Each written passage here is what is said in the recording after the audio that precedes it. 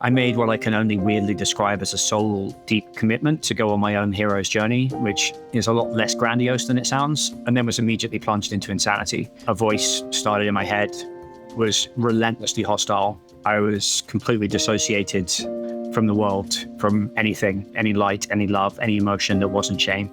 Welcome to the Soulful Impact Podcast, exploring a path to building a better world while living a life of fulfillment and freedom. I'm your host, Brooks Barron. Today, my guest is Tom Morgan. Tom is the founder of The Leading Edge, a private online community for authentic leaders who are on the personal growth and development path. And so I formed what I call The Leading Edge, which is a community capped at 150 people, we're now 125, and we just all in a little melting pot too.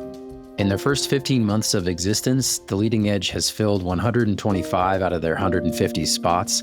And many participants report that the community has changed their life in really positive ways. One of the most common limitations that I see to the expansion of consciousness in our world is people feeling lonely on the path. We need authentic community to share this journey with in a way that meets us where we are and makes good sense in our lives. I decided to invite Tom onto the show because I see him as someone who is solving this problem of loneliness in an inspirational way, and I was excited to learn from him.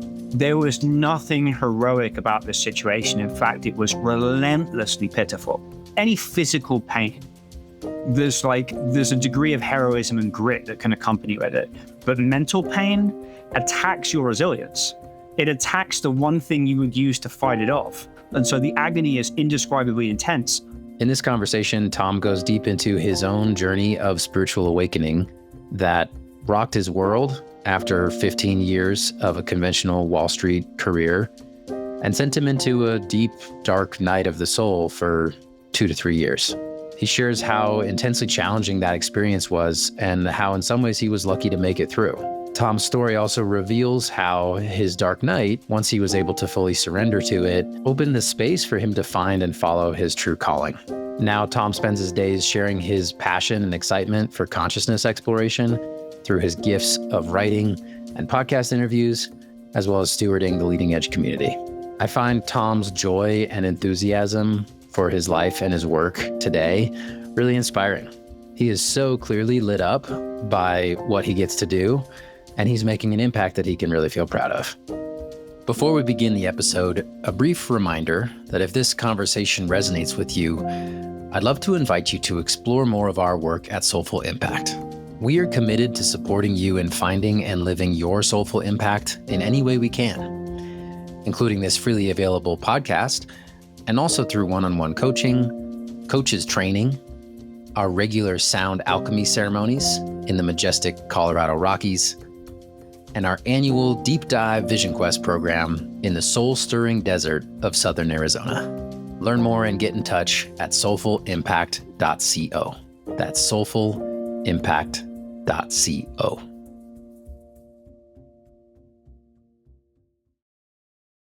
Hey, Tom, welcome to the Soulful Impact Podcast. Good to see you.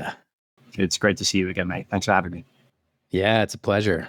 Excited to see where we go together today. You've been putting out some pretty interesting content recently, as I think you are known to do pretty consistently as well. So we got plenty of topics to explore, but maybe to begin, I'd love to invite you to share with the audience a little bit about your journey. And you have, as you've noted, I think, yeah, in some ways a cliche tale, but also a really compelling one. And there's I think actually, I always find a lot of value in.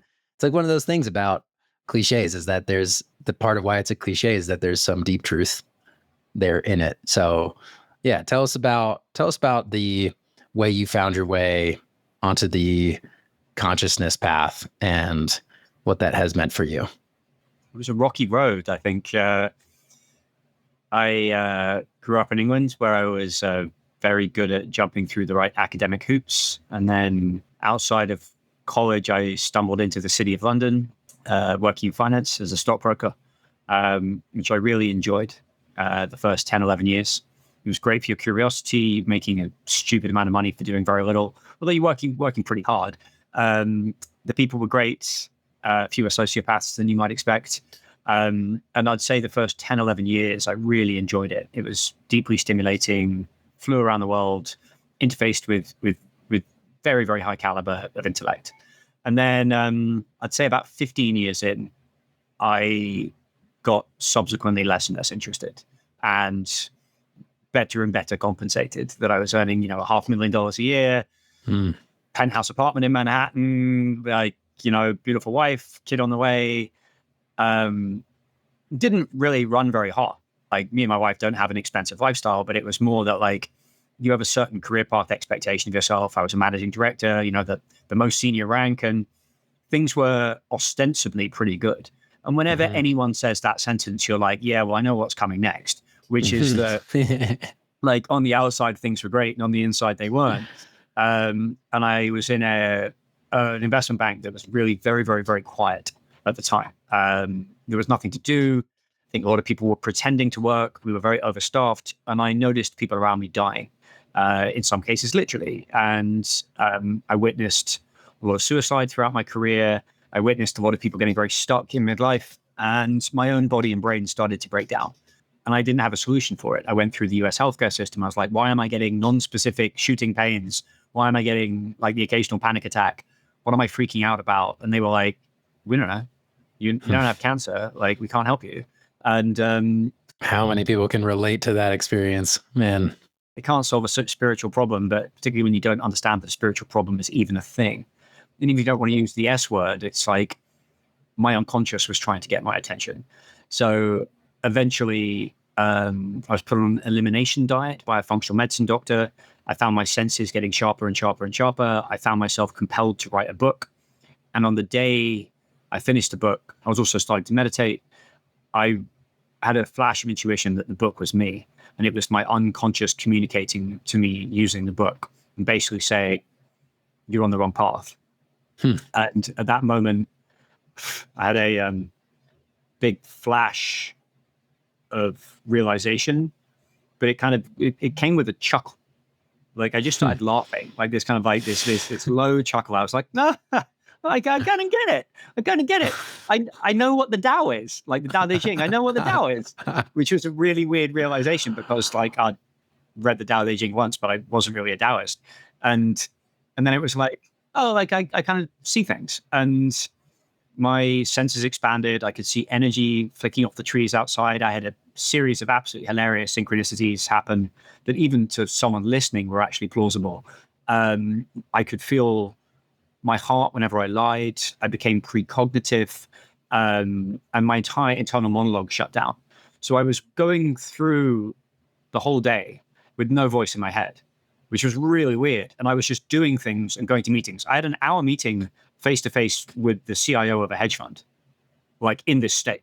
And, like, he didn't notice anything weird about me. Like, it wasn't like what I've heard of Kundalini awakening is, which is like lightning bolts shooting out of your hands, right? Like, this was what someone else subsequently described as like a heart opening, but it, like, radically discombobulated me, because if you told me that precognition was a thing 25 minutes prior, I'd be like, no, that's not a thing. Or, like, you can see energy on trees, or you can hear things 150 feet away. It was like that Bradley Cooper movie Limitless. Like, everything just suddenly got dialed up to 1,000, which sucked because I lived in Manhattan. And that lasted about, it kind of diminished and diminished and diminished. It lasted about 2 weeks. I had this alternation between terror and pain and slow time and blissful and glowy and, like, one with everything. And the next 2 months, I became an absolutely insufferable spiritual douchebag, with, like, buying mala beads and Buddha statues and listening to Adyashanti on repeat and telling everyone that I was now a bodhisattva. And I think there was some truth to some of it, but it was just like full ego capture of the experience. And thankfully, that didn't last very long. But at the end of 2017, I made what I can only weirdly describe as a soul deep commitment to go on my own hero's journey, which is a lot less grandiose than it sounds. And then was immediately plunged into insanity. A voice started in my head, was relentlessly hostile for about 2 years. And I was completely dissociated from the world, from anything, any light, any love, any emotion that wasn't shame. And it was it wasn't like suicidal ideation, but it was just an absolute infinite slog. Like 2 years when you're at war with time, which is what it felt like, was just an incomprehensible lake of suffering. And my overriding preoccupation in that time was, how do people pivot? How do people who've come to the end of this road professionally and are in midlife, how do they move? And I explored that by blowing up my life like 50 times. I worked in hospice. I tried to go social work for them. I panicked back into finance. I tried to be a recruiter to help people find their own paths. And they were all catastrophically bad and failed miserably and left me even more despondent. Because in today's world, like when you get taken on in a job, it's like a month-long interview process. If you make it through, you get turned down by 100 other jobs in the interim, and then you get the HR onboarding, all the healthcare forms, like the whole thing's like you can't like experiment. And then you have the hope that this job is the answer and the way out of the hell. And then I remember one time when I went back into finance, I knew within 48 hours. My entire nervous system rebelled at being there, and I stayed for 11 months. And it nearly cost me my life on multiple occasions because I was essentially idle for 11 and a half hours a day. The founder said that we had to be there for 12. There was about 30 minutes of real work. And so I was sitting at my desk completing the internet for 11 and a half hours a day. And it made me understand something archetypal, which is this concept of sacrificing your life for safety, sacrificing the only thing you have for safety and for power and control. And that's what I was doing. And then I realized that's an archetypal dynamic in many people's lives, but particularly accentuated on Wall Street. Like not all the time. You can have a great early time there, but after a certain point, you're making a blood sacrifice. That hits home. That you can't win that game. You can only transcend it. And I couldn't win that game. And long story long, about 3 weeks before the pandemic, I had ketamine infusions. So the infusions as an attempt to find your way out of the hole that you were in. Yeah.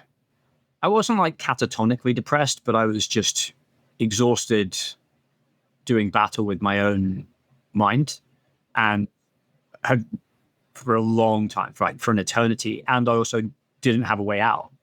Like I hadn't found the job that would save my life, which was what I was fixated on, which was the career would save my life. Or the finding a meaningful niche would save my life, and nothing worked. And so I did the ketamine.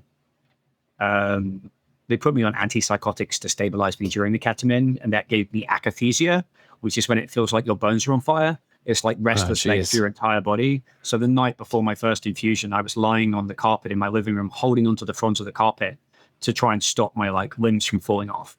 Like it was. Oh God. It was like a lake of fire. It was as bad as you can possibly imagine. And I went into the infusions with a lot of hope. I had 6. They gave me temporary relief. And then they were like, YOLO, let's do 2 more. And they did 2 more. And the final one was an express elevator to hell. I went in there. I had a vision, maybe dealt with some trauma. I don't really know. Been thinking about it ever since. And then within a week, I was better. What was the vision? It was a black mass, and I was like, "Oh, that's my depression." In the way that you kind of just know things in those states, I was like, "Oh, that's my depression. I'm going to go see what's inside there." And it was a vision of me dragging my son into hell. I don't know what it was. It was the soul deep intention that I set the night I went insane. Was I said, "I'm ready for the hero's journey. I'm ready to fight the devil. I'm ready for his son." And I didn't say any of those words. They came out of my body.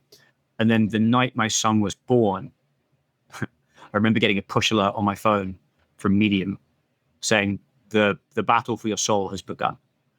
Well, and I still had the alert. Like the alert's real. It was the title of an article about something. Yeah, just got this push alert on your phone saying the battle for your soul has begun. And I had this waking vision that I pulled my son into hell, and I needed to give myself for him. And I just remember repeating on loop, me for him, me for him, me for him, me for him, me for him, me for him, all night as he was born. And it is pretty funny, the photos the next day with my wife just having given birth. Like, I look like way worse than her. It looked like so shitty because like I was insane. Like I was full blown insane, like waking visions of like of this child coming into hell. Wow. And I So that was experienced, the start of it, and then and then the ketamine took you back there, or yeah. Well, so the start of it was the commitment to face that. yeah. Then my kid was born November of that year, of the following Okay. year. Okay. And While you were in then it. another year later, I took the ketamine and had that vision again, which didn't feel redemptive, like at all. But somehow a week later you felt better. Is that what you said? Yeah. Yeah. Huh. One of the most pivotal moments of my life was a lovely Irish nurse walked into the room and just looked me straight in the eyes and could see that I was completely broken in that Mm. moment. And she just went, "There's hope." Wow. And I lost my shit. Mm. Like I cried for 4 hours. Couldn't believe her. It wasn't like, "Oh my God, there really is hope." It's like, no, there is no hope. There is no hope. There is no way I'm ever getting out of this. I cried and cried and cried and cried and cried. And within a week, I could hear beauty. I could hear music. I could laugh. My wife was like, "Your eyes are different." Like I'd previously just been a complete husk, like dead Wow. eyes. Yeah. It's like you fell all the way down through the bottom. Like that's Yeah. what comes up for me is like, yeah, not sure how to interpret or make meaning out of the specific vision of you carrying your son into hell. Although one thought that came was, you know, perhaps that's what you would have done if you hadn't woken up. Like Yeah. you, as you were describing, you're sitting on the trading floor in Wall Street and looking around and basically living in hell. People just dying at their desks and giving their lives away, sacrificing the one thing that we have for the sake of this idea of safety and control.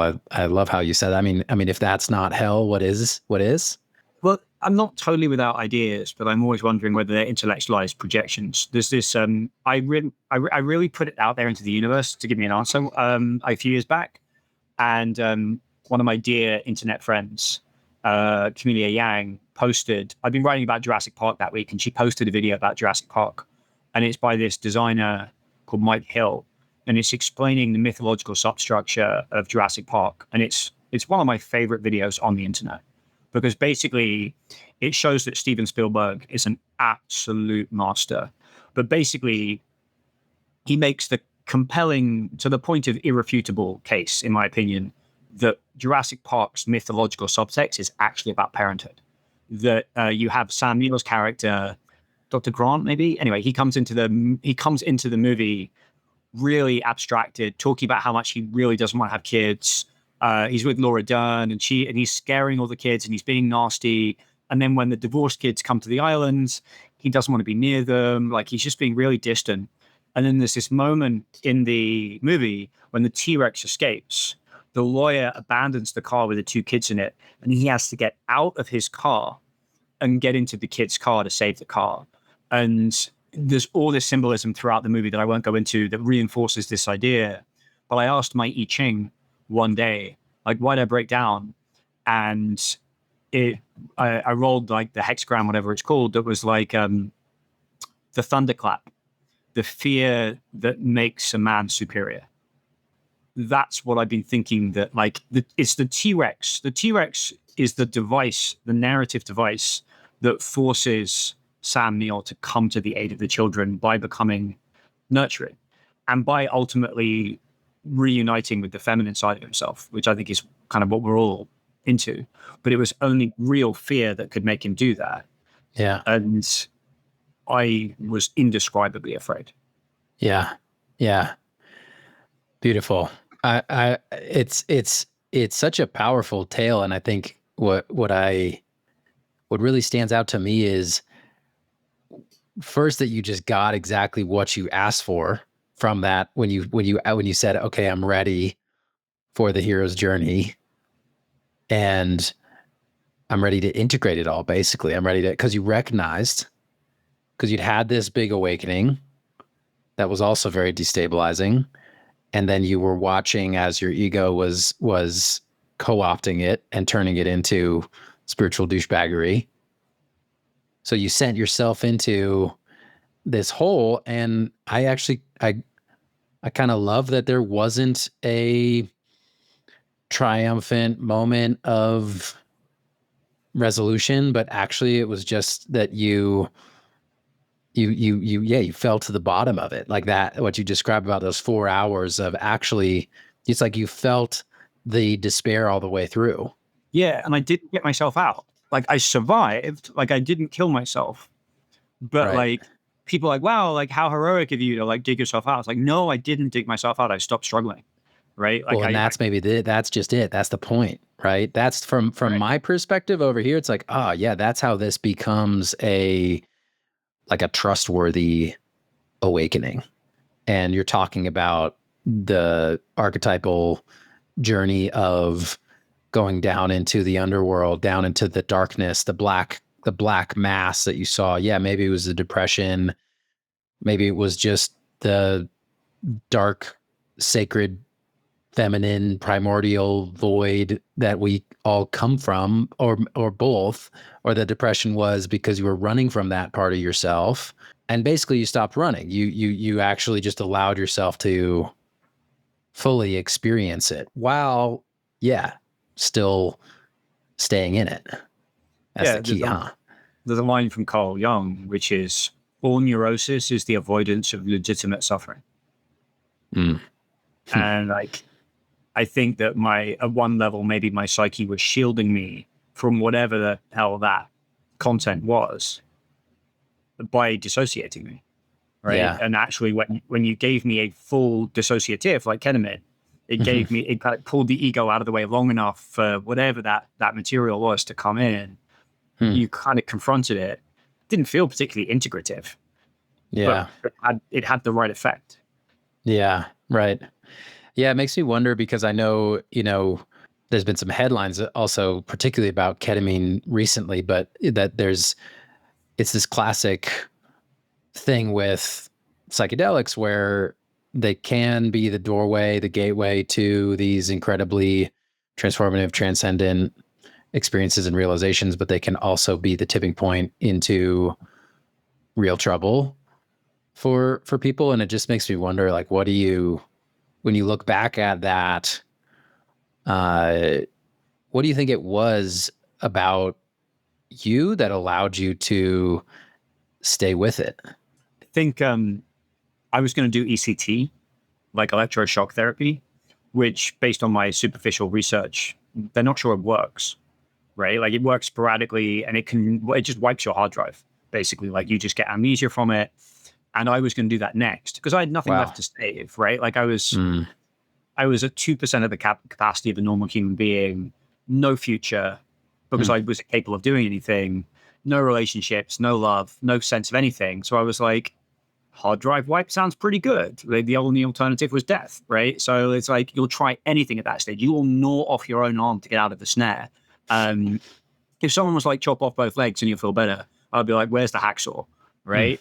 And so I think, call it a higher power or call it just my unconscious psyche, was like, okay, this is your last chance. This is your eighth. You're not going to get another chance after this, and then it's ECT. And that may not work out so well for you. So this Mm. thing that you've been running around, now is the time for you to experience it. Again, this is, rationalization after the fact. But Sure. like the timing was pretty weird, but it was on the last. Mm. All the others have been like hilarious drug experiences where you're, like mystified the fact you have hands and like seeing these huge geometric shapes, and they were really fun. Like Yeah. particularly when you're under the weight of your own ego, they were really fun. And it makes me think about the role of psychedelics, which is that like the hell trip was ostensibly what cured me, but like mail order ketamine that gets you into the hell space, right? Like I hear about people having horrifying things happen to them on DMT, right? Like it, you've got to, I'll be honest, the container that I was in for the ketamine was not particularly robust. There was no set and setting. It was in an infusion center. I took like a paper survey on the way in saying like, are you going to kill yourself? That was it. Which is Right? like, that's the majority of ketamine experiences out there, honestly, right now. Yeah. Yeah. And so we can do that better. But it's like, what was the role of the ketamine? It's not clear to me. Like, it was obviously pivotal, but to say that the ketamine fixed me is dangerously inaccurate. I'm one of the top Google links apparently for like ketamine, dark night of the soul. So like one person, 1 to 5 people every year email me to be like, so I'm in the depths of intense depression. Should I take No ketamine? shit. Wow. Yeah. And I'm like, I don't know. Like, I'm not a mental health professional. I'm an N of one, right? Like, it works for me, but did it work? Like, everything's so enormously like me specific.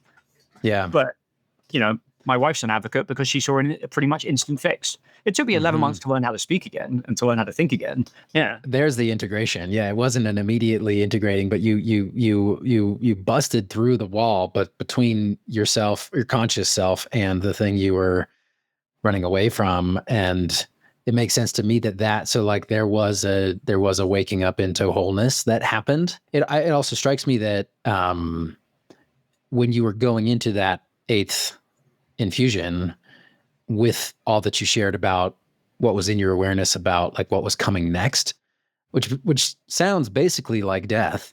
Like it wasn't death in the sense of like you weren't giving up. I think in the case of getting suicidal, there's some element of fuck this, I'm done.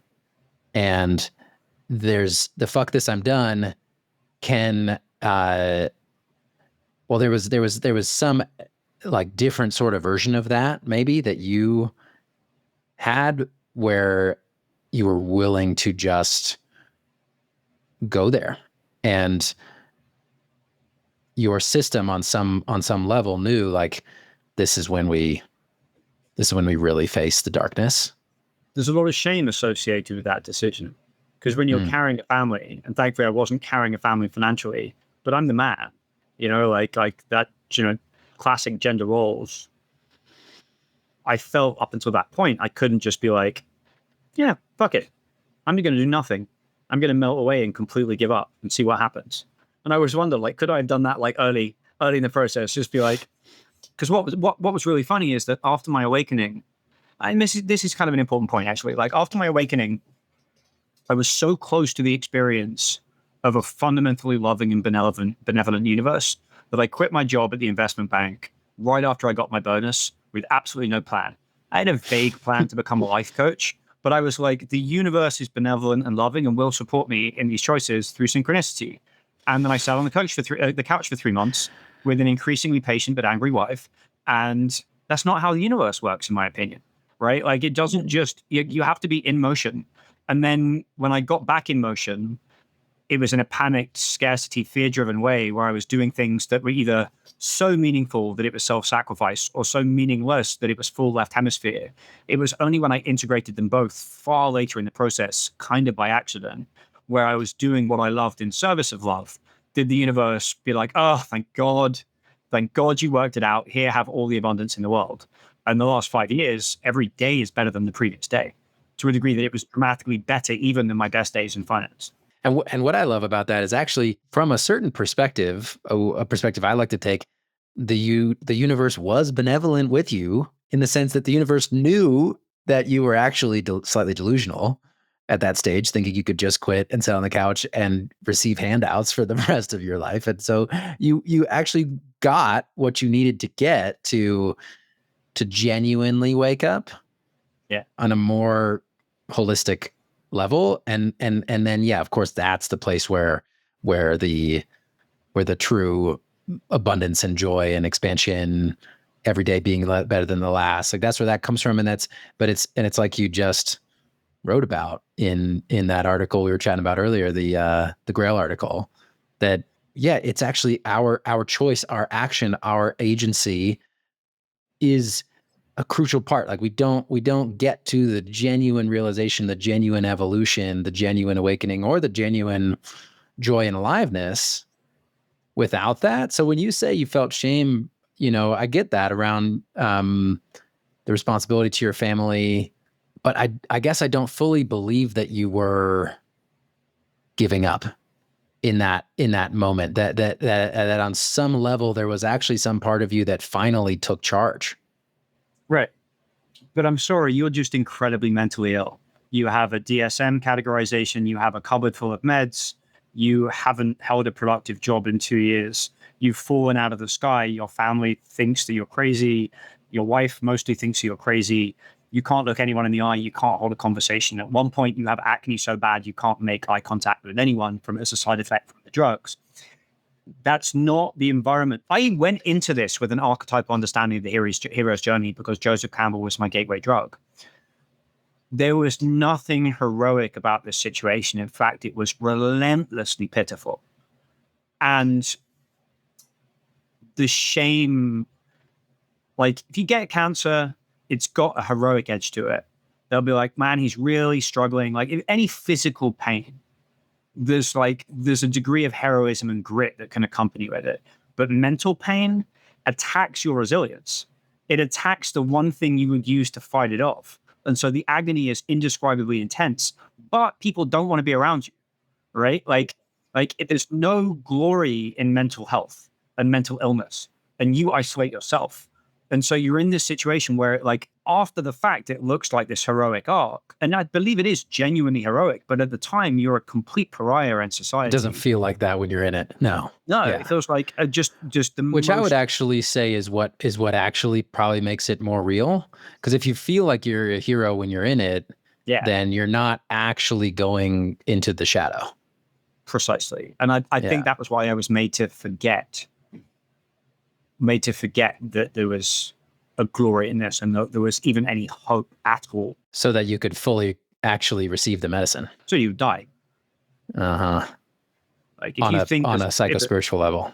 Yeah. Yeah. And a lot of it was also, like I was drowning metaphysically. And what I would keep doing is reaching for pieces of driftwood. Is it hospice? Is it Christianity? Is it Buddhism? Is it existential humanistic therapy? Is it being a life coach? And all of the pieces of driftwood I grabbed for collapsed, which felt unbelievably malevolent. The universe felt vindictive AF, right? Because everything you grab, you're like, I'm trying to do the right thing here. I'm trying to give my life up for the kids, right? I'm trying to go and watch people die in their last moments. That's meaningful shit. Like, why am I not getting everything I want? Because I'm giving myself. And then you realize, one, the universe does not optimize for self-sacrifice. Because that's a dumb evolutionary strategy, right? Like it optimizes for you loving what you do in service of love. That's what complexity is, right? But like it was just, I really, really, really screwed that part up. Well, you were on your way to learning the lesson. Right. Yeah. You were trying to, you were actually acting out one of the central tenets of the conditioned mind in our society, which is that the answer lives outside of me. That if I can just find that quick fix, wonder drug or perfect job or whatever it is, then I'll be okay. So you had to act that out enough times, suffer through that enough times to finally actually choose something different. And you did it. You eventually got there because now you're really living. Now you're really someone who beautifully embodies this wisdom. And that's a lot of the power that I find in your work and your writing is you've lived it. So you can speak to it in such a particularly influential way because it comes from your depths in that way. But when was the moment, or maybe it wasn't a moment, maybe it was a gradual progression, but what do you think actually helped you finally come into that realization of, oh, what I'm looking for is actually inside of myself. It's up to me to choose. I just did. And this is important. Like, this is a really important framing. I just did. I did it. Describe it, what you did. This is it. So like what the difference between me coming out and me going in was that I had a felt sense of truth, that I love ideas, right? And I love other people's ideas and I love mixing and matching other people's ideas. But this time when my brain came back online, I had the ketamine in March and I literally couldn't physically read an article for several months. And I didn't have the cognitive capacity. I couldn't really speak. I remember I encountered, Ian McGilchrist's work about the brain's hemispheres. And I was like, oh, this is a really low rating explanation for everything I experienced in a way that no one has been able to provide, that explains everything I see in the world around me and doesn't deny the mystery. I think it's the greatest explanatory model of our time until I find a better one. And I think he's probably the greatest thinker of our time until I find a better one. And me discovering that, some psychopaths can sit in their room and read a book like that and not tell anyone about it. And I was just like, that goes against every fiber of my being, where I was like, the moment I find an idea, I have to tell people about it. If I think it's going to help them, right? If I think it's a positive slant to it, I have to tell people. And so I was like, oh, I'm going to write about this. And I ended up writing a series of articles that like got a very small level of attention. But one of the principles of in it, I wrote about finance in the context of these ideas, and then sent it to my old distribution list of like, say, 100 people, 100 finance professionals. And one of them saw it, a guy called Tom Pence, and he was an internal client at my previous job. And he was like, I see something in this. And when he saw something in it, he was like, this is different. And we want to be different as a firm. We don't want to do the same normal stuff. There's unusual thinking here. And it was a divine moment. He was an agent of the divine, because then these guys invented my dream job on the spot. I'd spent years on LinkedIn trying to fit myself into job descriptions. They were like, this is what we see you doing. And I was like, those are all of the things that I'm good at, like really good at, and none of which anyone would ever realistically pay me for. Right. And they were like, and here's your salary. It's quite generous. And I was like, I remember walking into the bathroom and telling my wife, who, she's had at this point 3 years of this. And I described the job that they've offered me. And she's like, we're just both dumbfounded. Like, this has happened. But this was the point, right? Like, I couldn't not write about it. I put it out there, which maybe is the second step that people don't do often enough. And then it went to the tribe that I believe I was supposed to reach.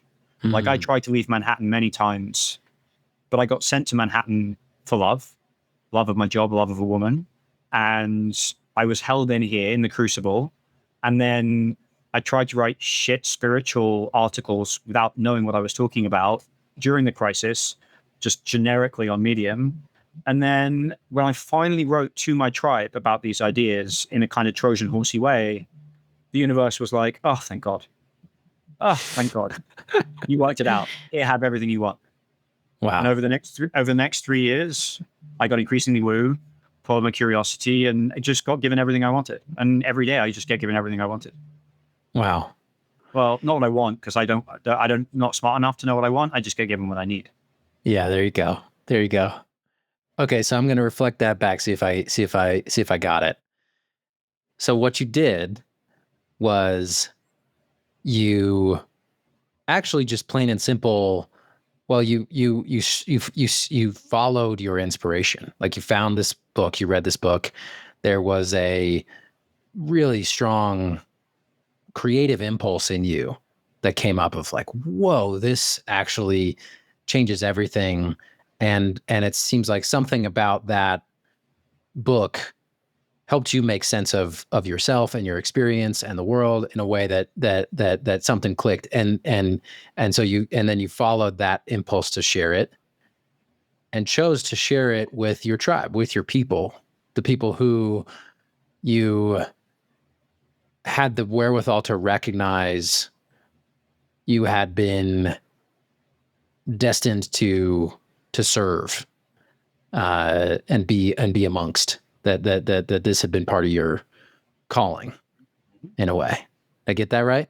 Mm-hmm. Well, it's like the shaman sees a disease in his tribe, then gets the disease, and then because he cures himself of the disease, gains the ability to cure the disease in others.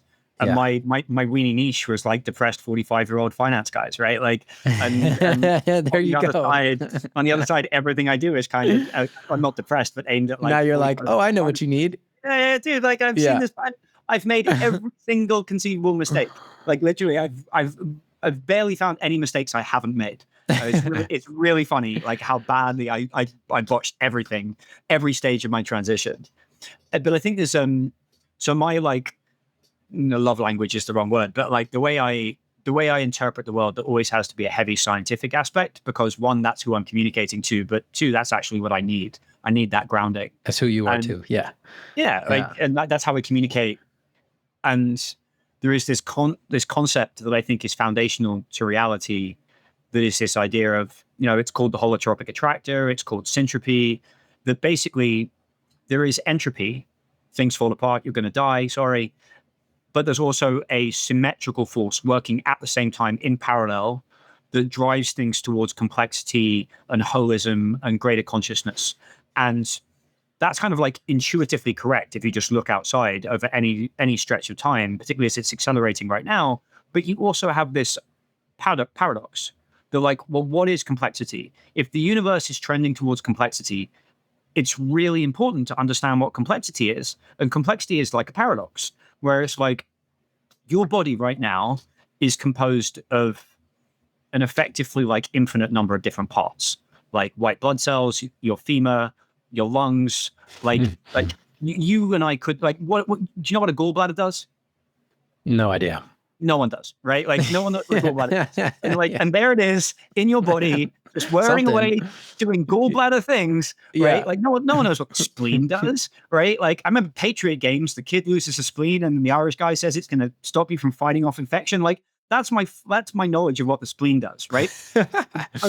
What the body is my favorite example of a fully like maximally differentiated system where like every cell is its own holon. It is its own thing, right? It's a completely self-contained whole, but it's integrated into this whirring machine that operates kind of without any of the other pieces, like quote unquote knowing. So it's differentiated and integrated.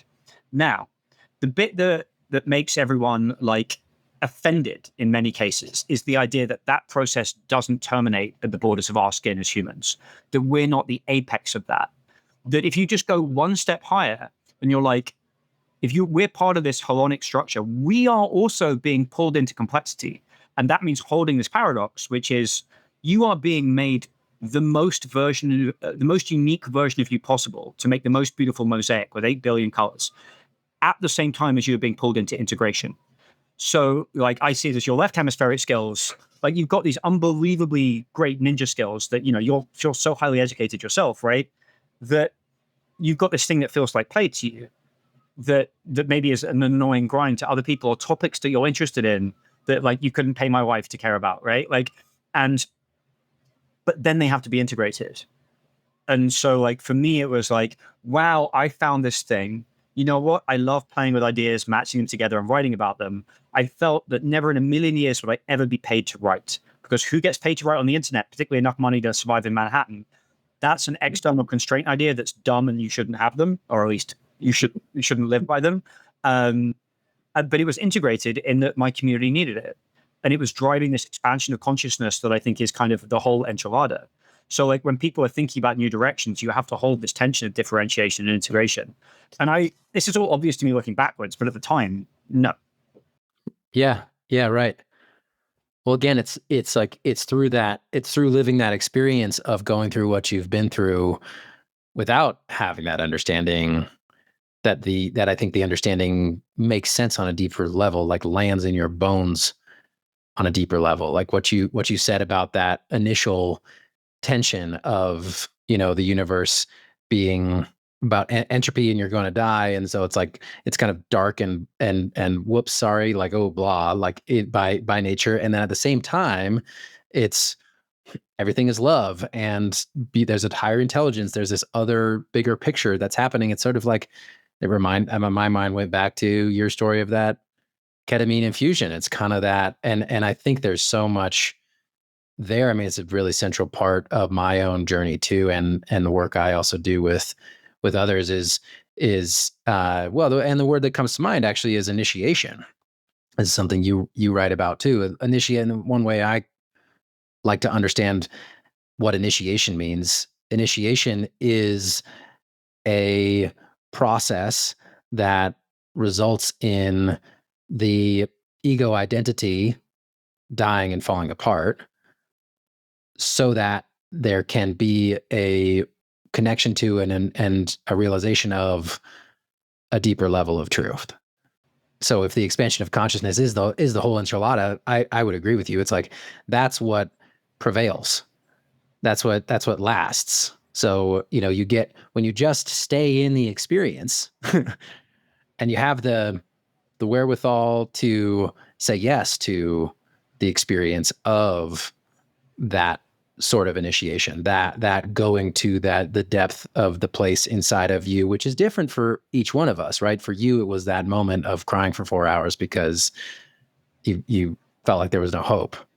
You went there, you stayed in the experience, and then it just happens that when you can last through it long enough and stay with it, that the bigger picture of that expansion and the the truth that always is, and that transcends and includes the smaller ego identities of how we perceive ourselves, then you start to actually re-identify. You realize that, oh, that old version of me who was defined by not going to some deep dark place was just a limited version.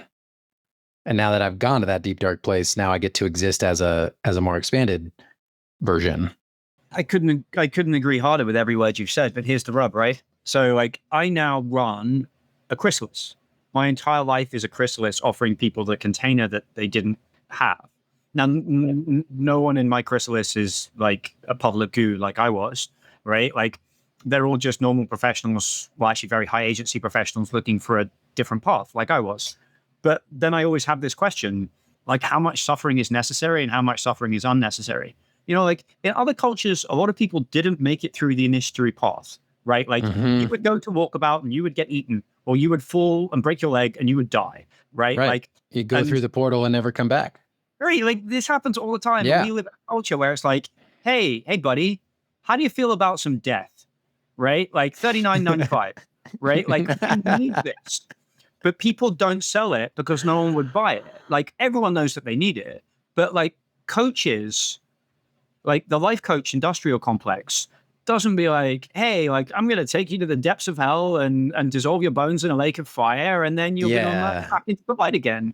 Right. It doesn't sell very well, actually. People don't bite it. I've tried it. It doesn't really work. People don't bite on that. But so it's like, how do you square that? Like Totally. I genuinely I don't know the answer to that question. Yeah, I don't either. Let me know when you figure it out. Yeah. One thing that does come up is we can only take others as far as we've gone ourselves.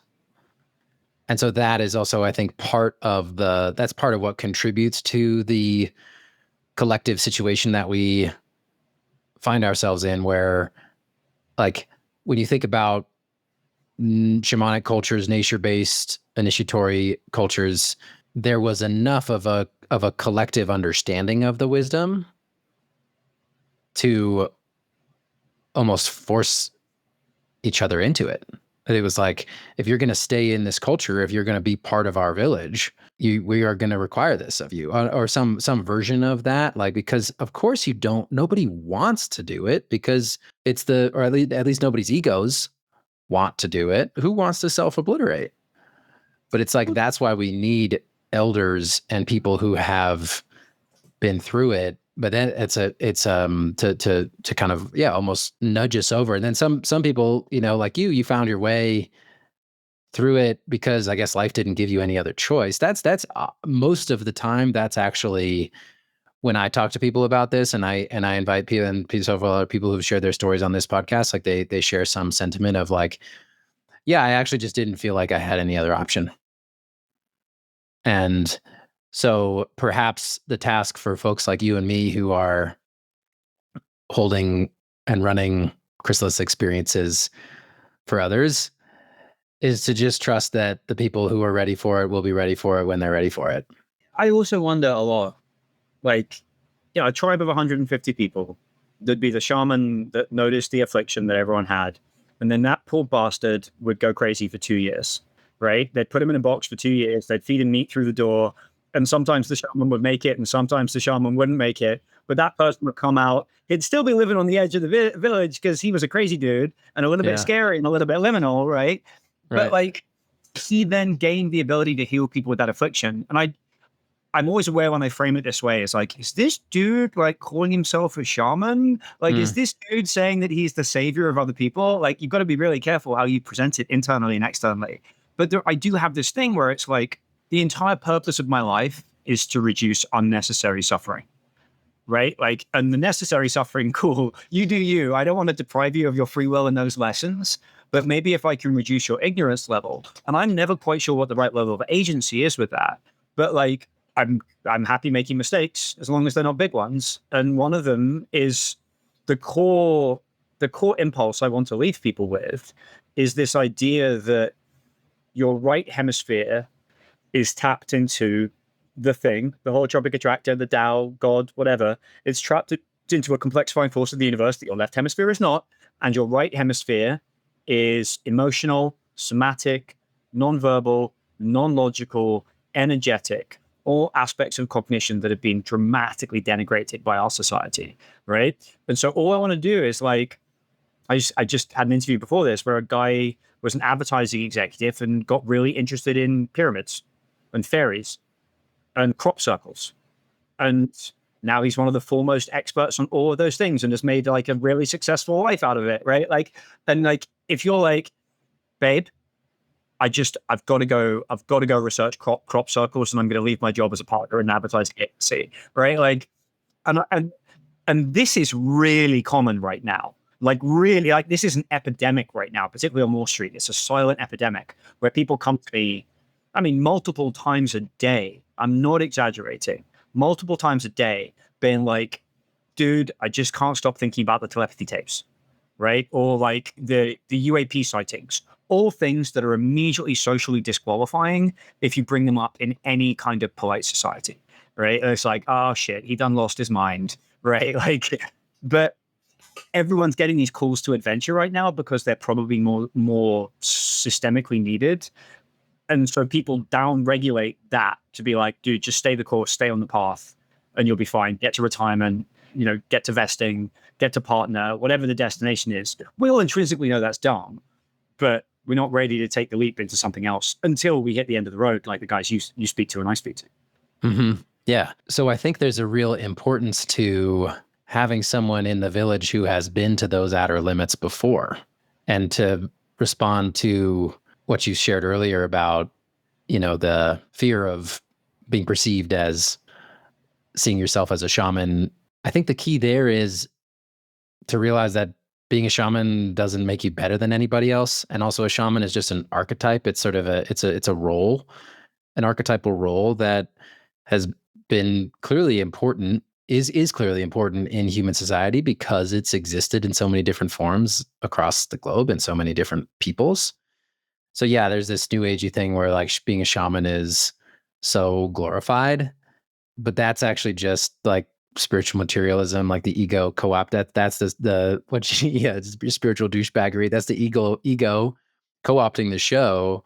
Like the reality of that lived experience, and call it what you want. Again, we're speaking in the archetypal term here. I don't think it really matters too much what the name for it is, as long as you understand that, like, yeah, it doesn't make you special, it doesn't make you better than, it just actually is one way of describing the role that you've been called to play, and the role that you are in by virtue of the lived experience you've been given. And so that people can, like, you actually become a safer place for people to go who are all of a sudden finding themselves on the edge of society. The shaman is the bridge between worlds, right? He or she is the one who has one foot in both worlds. So to hold that, to stand in that role, requires almost being torn apart. Yeah, initially, but you know what? Now I found a way of just having an enormous amount of fun with it. Because like for a while I was like, oh, I need to be a life coach, which I think is like very common, and not everyone's made to be a life coach. I was really, really, really bad at it. I now do it on the side, and I think I'm like okay at it, but I don't really want to do it. And I realized that like doing that 24 hours a day would suck, right? Like the constant recruiting, like having to explain why you're better than someone else, like it's pretty brutal. And then what I've done is I've created a container where it's a very tight community, where I wake up every day, I write for 4 hours to banging dance music.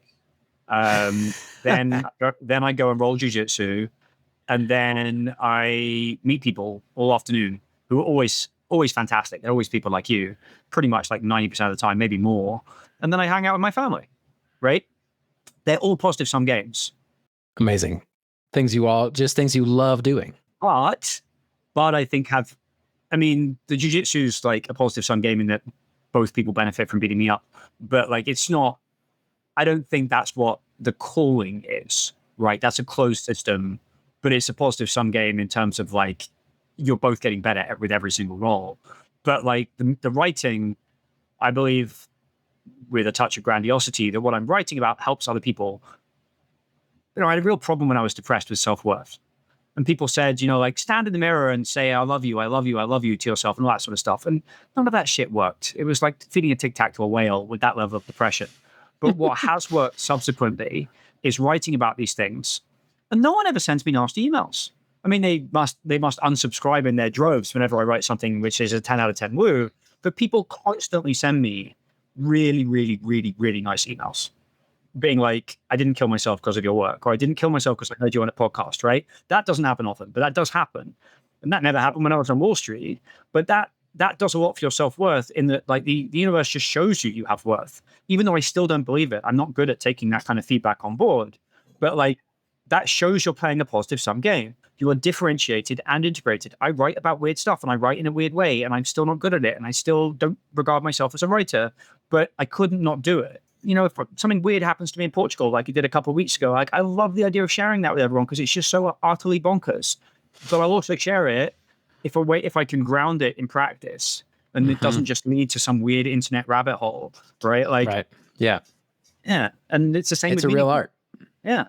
Yeah. Yeah. And that was a big part of why I was excited to invite you onto this show, is getting to see the way that you have integrated all of these, or maybe not all of them. There's always more integration to be done, right? But you've integrated enough to be living in this reality that is so beautifully in tune and aligned with your joy, your gifts, your calling, and the people who you're called to serve, and it's resonating. And so I would love to, let's shift into inviting you to share more about that part of the stories, like from that first email you sent out where the one guy was like, hey, there's something here. It's like, so what did it take to get from there to where you are now? Because I think a lot of folks listening to this show in particular are likely either somewhere in the dark night of the soul stage, or maybe like maybe before it, like on the edge of it, looking into it and being like, I don't know if I can go in there because I'm not sure what the hell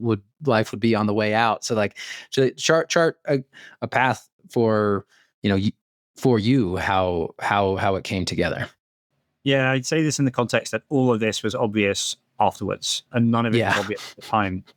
So I was hired ostensibly as kind of a market strategist. No one really understood what I was doing, including me.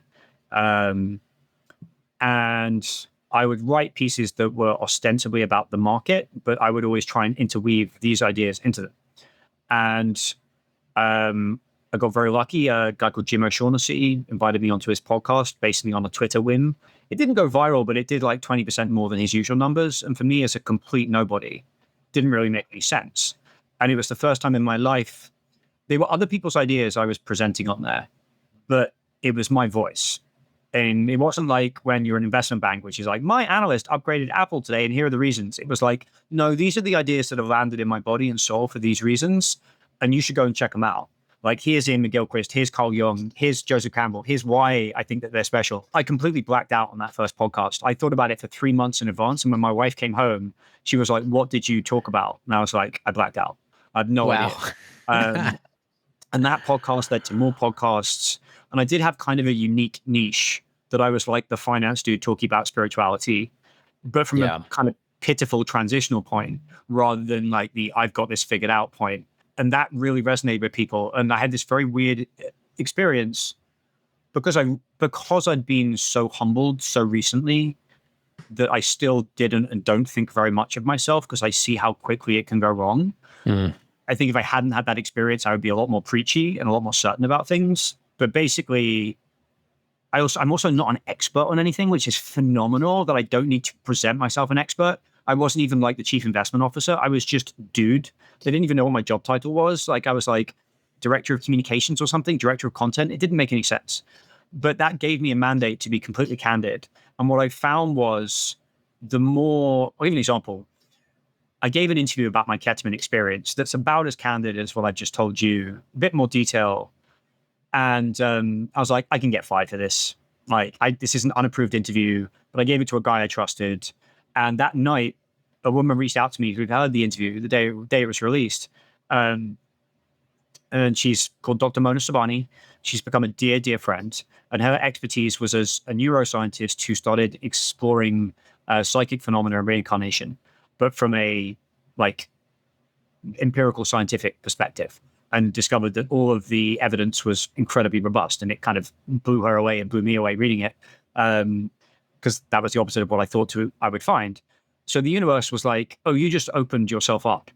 So here, I'm going to open up another aspect of reality to you that you would never have ordinarily considered, that's now informed my work in lots of really interesting ways.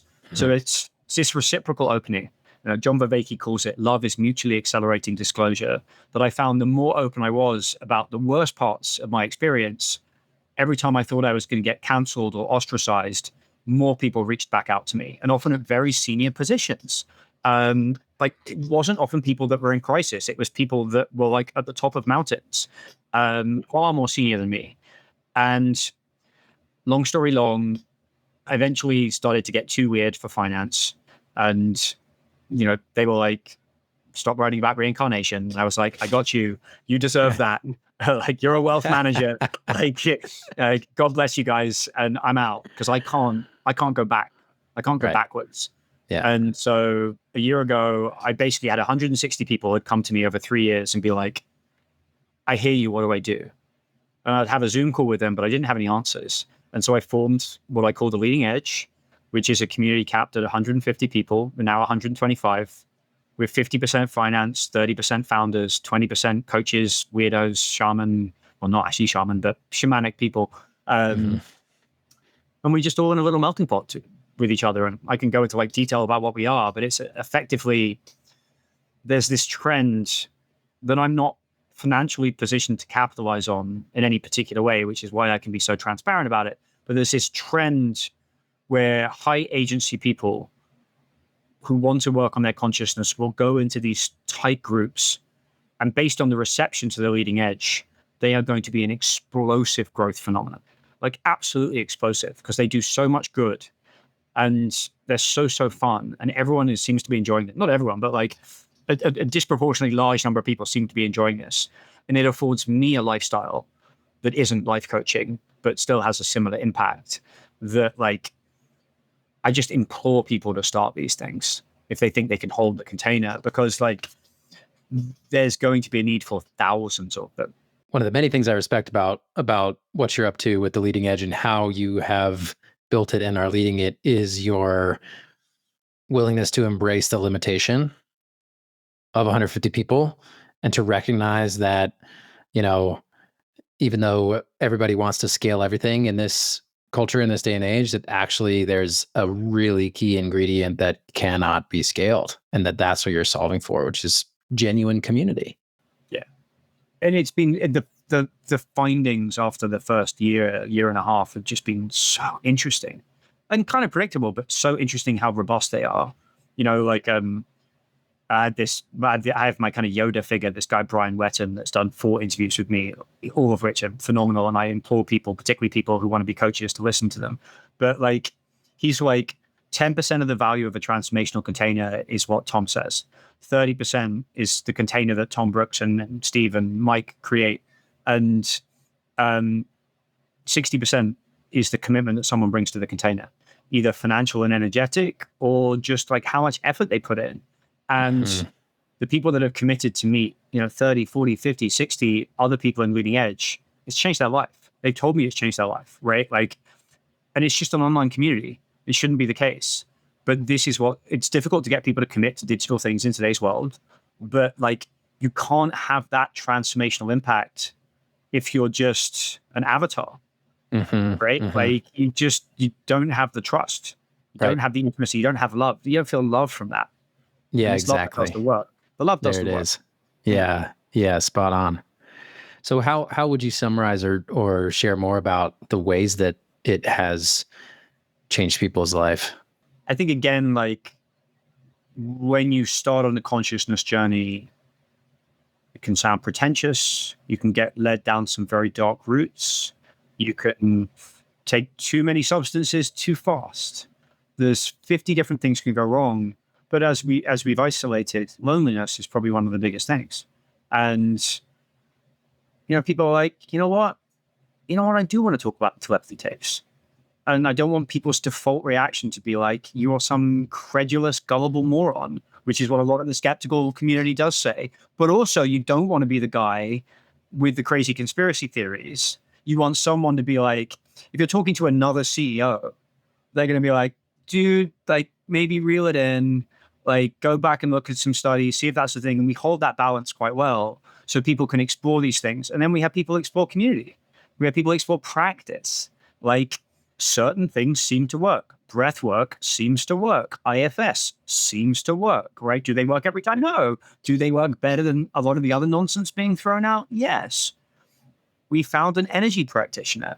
He's probably now seen 20 people in the group, maybe more. I have yet to have a bad review. We have crowdsourced an amazing energy practitioner, right? Like, we've crowdsourced an amazing coach, my favorite in the world, right? Like, none of this is perfect, but is it better than Yelp? Right? Is it better than one dude DMing you with a response? Right? Like, we're all figuring it out on their own. And I do have a vision that, like, this evolves, that the community gets tighter and completely unscalable, but the resources start getting shared. That people start being like, oh, you know what? Like, the reason I know IFS works is because I've spoken to other communities who told me it works. Same for breath work. How do I know this other guy, this energy worker, is good? Because he came via another community. There's semi-scalable resources that can be shared. And then there's infinitely scalable resources, which is the tech stack for these communities. It doesn't exist. It doesn't exist yet.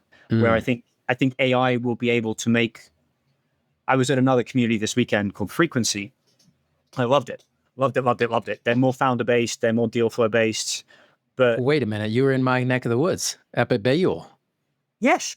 Yeah. Oh my God, Yeah. that's amazing. Yeah, my wife's part of the team there. We're part co-owners of the retreat center up there. James Hodges is an old friend.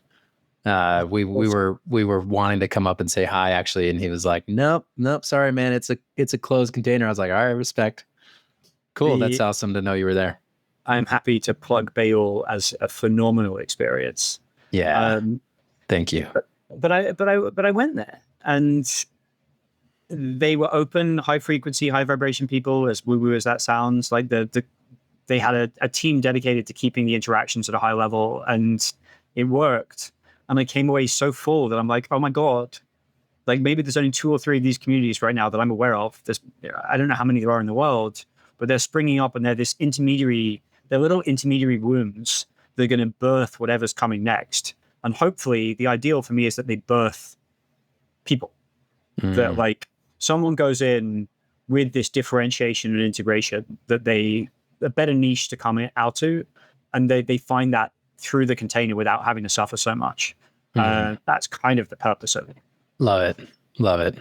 Yeah, I was reflecting earlier as you were sharing just how and of course at this point, this doesn't surprise me because it's enough of a pattern that I've just come to expect it, and it's also still so sweet and fun and fulfilling to watch when I hear someone tell their story and watch how, one way I like to phrase it is, the wound is the gift, but how through the dark night of the soul experience that you went through the full spectrum of bumping up against all of those rough edges, this from the spiritual douchebaggery to the deep depression and loneliness, that now because of that experience, you're able to create something for other people going through a similar journey that makes it a little bit easier for them in some way. And that's actually profound. Like a little bit easier is life-changing in these cases sometimes. Yeah. And I struggle with that. Candidly, I cried a lot this weekend, which is unusual for a British guy because of how much I always wish I could be doing more for people and holding this tension of like respecting people's free will and not leading them into things and holding a container that's transformative without you having to hold the guilt and the pain.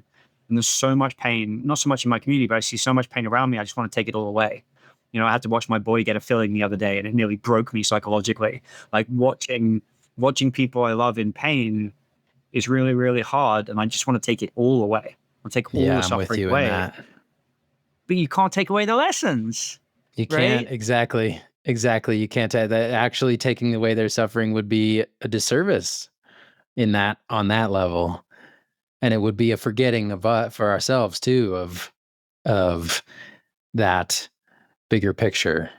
And it's fucking hard. I feel that was the point. Like my little boy had to get 2 cavities last week, and I was dreading it. Like I can't watch him suffer for a second. And then I was like, maybe this is what God feels, right? That like he has to learn not to eat so much candy, right? And I have to learn how to watch him suffer, and it was hard. And the most important principle, according to Ra, is free will, right? Yeah. The number one law of the universe is respect the free will of other people. And I mean, something I've been thinking a lot about, which I think is very pertinent to our conversation, to the extent that evil exists, it only offers you what you think you want, right? It offers you, and that's usually safety, right? A safety that you would normally feel through love, through a deep grounding and surrender, but instead it offers you the dead safety. Yeah. And that's what the guys around me, the corpses around me were being offered. They were like, don't you want this money and power? Look, here is this money and power. All you have to give me is everything. And you want it, right? Like, it's not like a deception. They can't deceive your free will, right? It's just they give you what you actually want. It's just the wrong thing. Yeah, they give you what the smaller part of you wants. Yeah. Is maybe how I would say it. Yeah, that's lovely. And that's a way we get to learn, that we get to wake up to, oh, that's not really me. That's just a smaller part of me.